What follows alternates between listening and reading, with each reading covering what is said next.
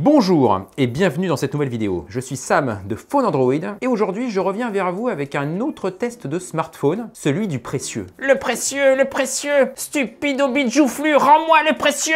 Alors normalement cette référence elle est facile. On se retrouve en commentaire pour voir si vous l'avez vraiment. Ce précieux c'est l'iPhone 14 Pro Max. C'est le plus cher des iPhone 14. C'est même le plus cher de tous les iPhones de toute l'histoire d'Apple. Rendez-vous compte que le prix de départ de ce téléphone est fixé à 1479 €. C'est le premier iPhone dont le prix de départ dépasse les 1300 et les 1400 € d'un coup. Cela représente quand même une augmentation de 220 € par rapport à l'iPhone 13 Pro Max. La version la plus chère de l'iPhone 14 Pro Max est même vendue au-dessus des 2000 €. Vous vous rendez compte? Elle est vendue à 2129 € avec 1 Tera de stockage. C'est largement plus cher que mon MacBook Pro par exemple. Adversaire naturel de tous les smartphones très haut de gamme sous Android, Galaxy S22 Ultra par exemple, ou le Find X5 Pro d'Oppo, ce smartphone est même plus cher que tous ses concurrents. Un positionnement typique d'Apple certes, mais à une époque d'économie d'énergie et de pénurie des composants, on peut se demander si c'est vraiment utile d'avoir un tel positionnement prix. Un positionnement qui est déraisonnable, mais en fait, rien dans ce smartphone n'est raisonnable. Alors, est-ce normal de vendre un téléphone à ce prix? Et surtout, est-ce que les améliorations valent le coût et l'inflation par rapport à l'iPhone 13 Pro Max? C'est ce que nous allons voir dans cette vidéo. Mais avant cela, bien entendu, une petite séance de rappel des gestes qui sauvent, le pouce vers le haut, l'abonnement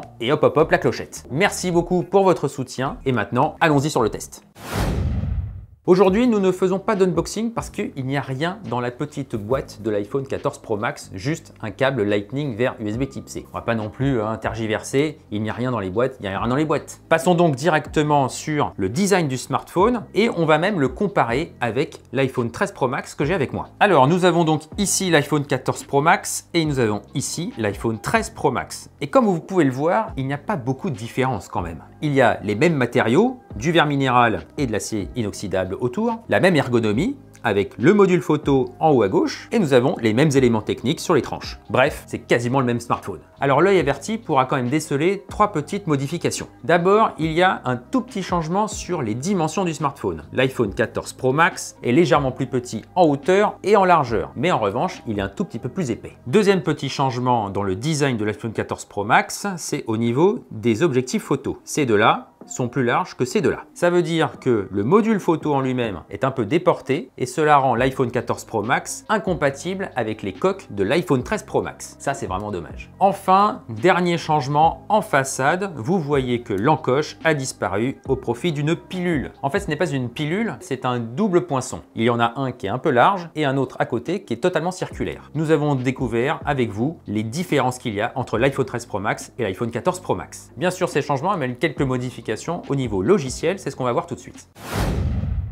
On va en effet parler interface. Pourquoi? Parce que l'iPhone 14 Pro Max dispose de 2 fonctionnalités exclusives que vous ne retrouvez dans aucun autre smartphone Apple. Première innovation logicielle, Dynamic Island. Dynamic Island, c'est l'intégration de la pilule qui se trouve en haut de l'écran à l'intérieur de l'interface. Ça rend les choses beaucoup plus interactives. Au lieu de cacher la pilule qui se trouve en haut de l'écran, Apple fait l'inverse et a décidé de jouer avec. Il faut bien sûr l'utiliser avec des applications qui sont compatibles. Aujourd'hui, il y en a peu, mais en revanche, c'est très pratique. Deuxième innovation logicielle apportée à l'iPhone 14 Pro Max uniquement, c'est Always On. Les écrans Always On existent depuis très longtemps sur les smartphones Android.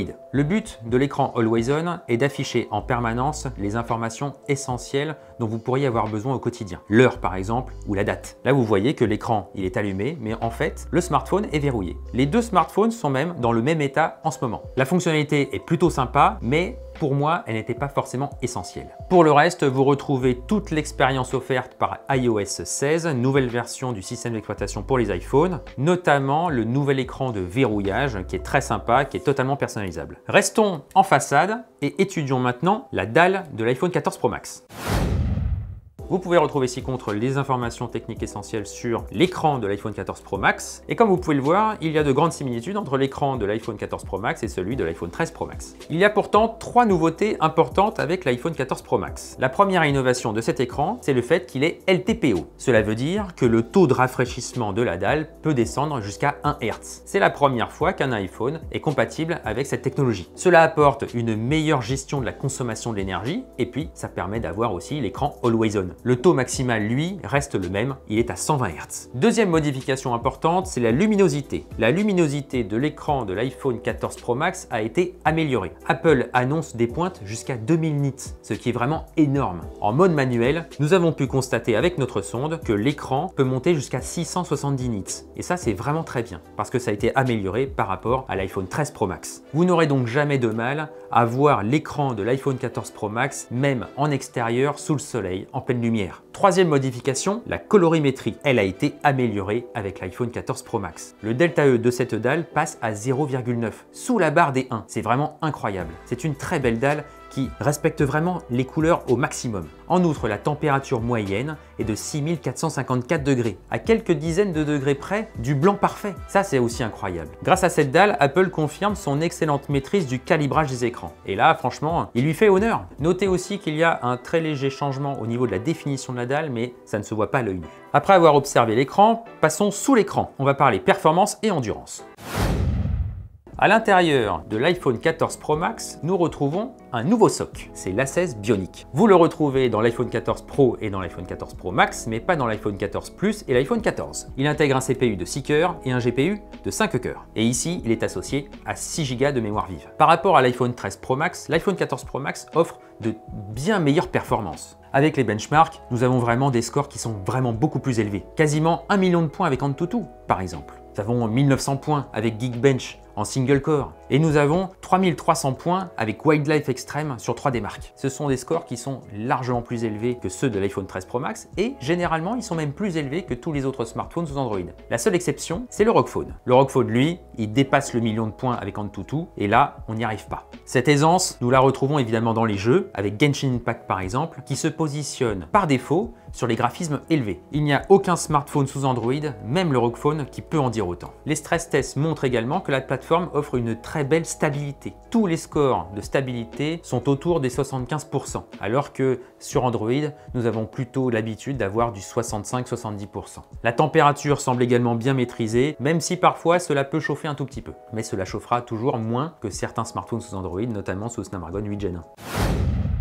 Côté autonomie, l'iPhone 14 Pro Max offre également une très belle expérience puisque en usage classique, il dure plus de 2 jours. Il peut même aller jusqu'à 2 jours et demi. Et ce, alors que la capacité de sa batterie, elle est en léger recul par rapport à l'iPhone 13 Pro Max. Ça, c'est une belle réussite. Les joueurs seront ravis d'apprendre que l'iPhone 14 Pro Max offre une autonomie comprise entre 4 heures et 5 heures en fonction de la qualité des graphismes. Une fois que vous avez bien joué avec ce téléphone, il va falloir le recharger et comme toujours, il n'y a pas de chargeur inclus dans la boîte. Et pourtant, l'iPhone 14 Pro Max est compatible charge rapide 27 watts et Apple promet même que normalement, vous pourriez recharger le téléphone à 50% en moins de 30 minutes. Moi, je n'ai pas de chargeur Apple. Je l'ai mis sur mon MacBook, je l'ai mis sur un autre chargeur et qu'est-ce qui se passe? C'était beaucoup plus long. J'ai atteint 56% en 1 heure, 90% en 2 heures et 100% en 2 heures et demie. Franchement, c'est pas bon ça. Donc expérience de recharge toujours moyenne avec Apple et c'est ça qui est vraiment dommage.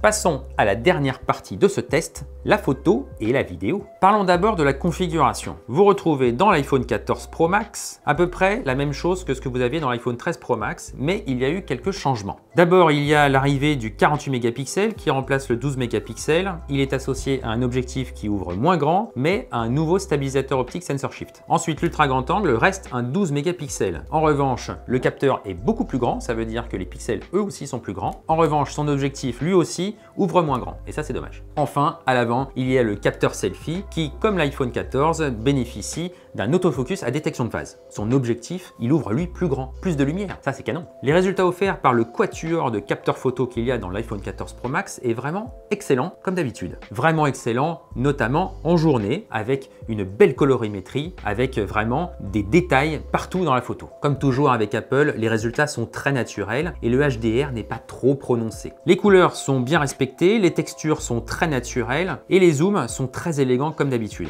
Apple a même ajouté un nouveau mode dans les zooms, c'est le zoom 2 fois qui est un zoom numérique à partir du capteur principal 48 mégapixels. Cet ajout est vraiment excellent, surtout pour les portraits, parce que vous vous retrouvez en fait avec une longueur focale qui est idéale pour faire des portraits. Des portraits qui sont d'ailleurs toujours très réussis, avec un joli bokeh, un étourage magnifique. que ce soit avec le capteur principal, mais aussi avec le capteur selfie. Parlons également de la vidéo, où avec le capteur principal, vous avez vraiment des résultats qui sont très propres le jour comme la nuit, de la lumière, de la couleur et beaucoup de détails, surtout en journée. L'addition du zoom numérique 2 fois est encore une fois une très bonne idée ici parce que cela permet de zoomer sans saccade. L'addition du HDR dans le mode cinématique permet d'avoir des bokeh qui sont encore plus saisissants. Ça, c'est vraiment bien. Et les cinéastes amateurs seront ravis de retrouver la définition 4K avec le ProRes. Attention, la 4K ProRes n'est pas disponible sur la version 128 Go du téléphone. Il faut obligatoirement passer sur la 256. Nous avons finalement un seul regret avec l'iPhone 14 Pro Max en photo, c'est au niveau de la luminosité. Le capteur principal et le capteur ultra grand angle sont plus grands que leurs prédécesseurs. Mais en revanche, leurs objectifs ouvrent moins grand. Ça veut dire que finalement, il y a moins de lumière. Il y a moins de lumière, mais aussi il y a moins de maîtrise de la lumière. Cela occasionne des ombres qui sont trop prononcées, des contre-jours qui sont pas très bien gérés et aussi moins de détails dans les photos de nuit. Et ce, malgré la présence d'un mode nuit automatique qui est pourtant très efficace d'habitude.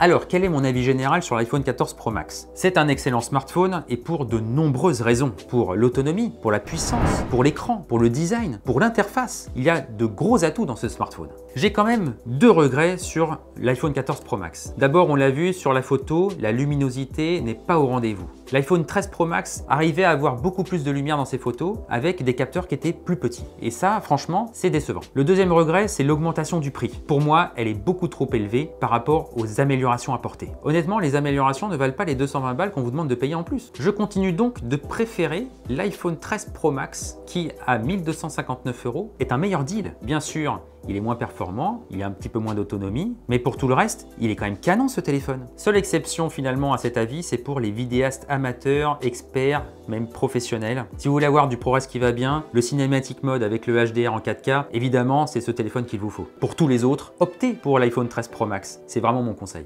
Voici donc qui conclut cette longue vidéo sur l'iPhone 14 Pro Max. Merci beaucoup de l'avoir suivi jusqu'au bout, j'espère qu'elle vous aura plu. Si vous avez des questions, si vous avez des remarques, bien sûr, on se retrouve en commentaire. Je vous retrouve très bientôt pour une nouvelle vidéo sur la chaîne Phone Android. D'ici là, portez-vous bien. Ciao!